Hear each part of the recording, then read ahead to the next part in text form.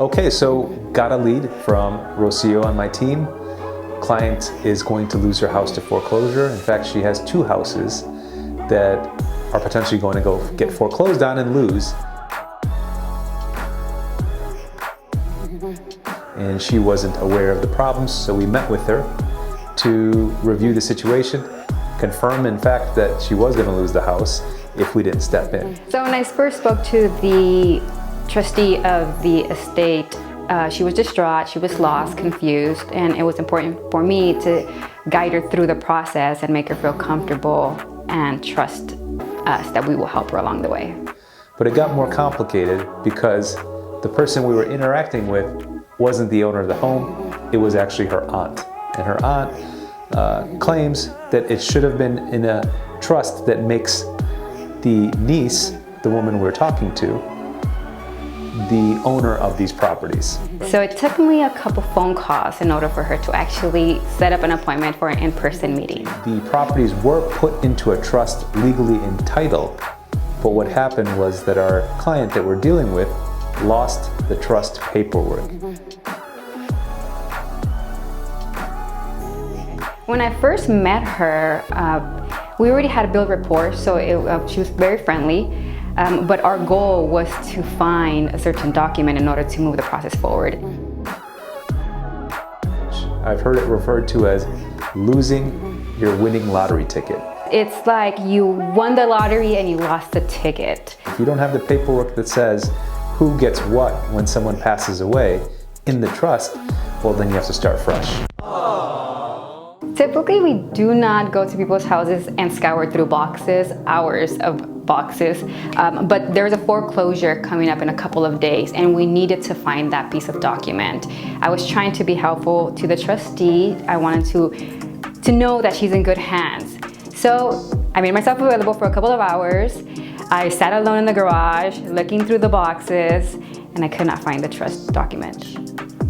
So we're at that point right now where she's been looking through her paperwork, looking through boxes of files to find the trust paperwork, can't find it. We tried to find the attorney, we can't find him. We hunted down the notary that signed the grant deed into the trust, found her, but she couldn't remember who the attorney was. So we're running out of options here to figure out where the trust is so she can do something to stop the sale. I'm not a trust or probate professional, but it's important to me to research everything I talk about. Based on my experience with this particular situation, it is extremely important for everybody to put their home in a trust. My name is Chantal Ducers. I'm managing partner of Ducers & Parvisi. We specialize in trust administration, probate, and business formations. It is very important to put your property in trust to avoid the California probate process. Nobody wants to go through that. It's extremely expensive, extremely timely, and it holds up your assets and causes a lot of stress for the loved ones. Meanwhile, we were able to talk to the bank, confirmed that they were owed about $20,000 for one of the properties to stop the sale that was happening in about 2 weeks, right? And as we're running out of time, I came up with an idea to give an alternative collateral. And that alternative collateral came to me in the recognition that she had 2 nice cars in her parking lot, in her driveway of her property, including a nice BMW and a nice Mercedes.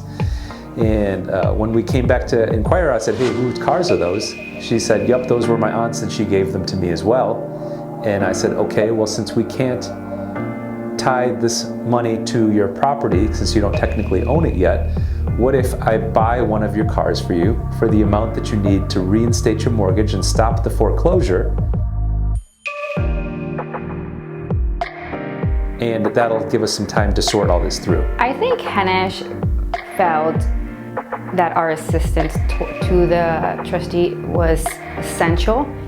It gives us momentum and be able to help her correctly and guide her the right way. Incredibly, that was a good solution. She liked it, we liked it, and now I have a little bit of collateral against the funds that I had to loan her to purchase this Mercedes from her so she could reinstate the mortgage, which I paid directly to the bank.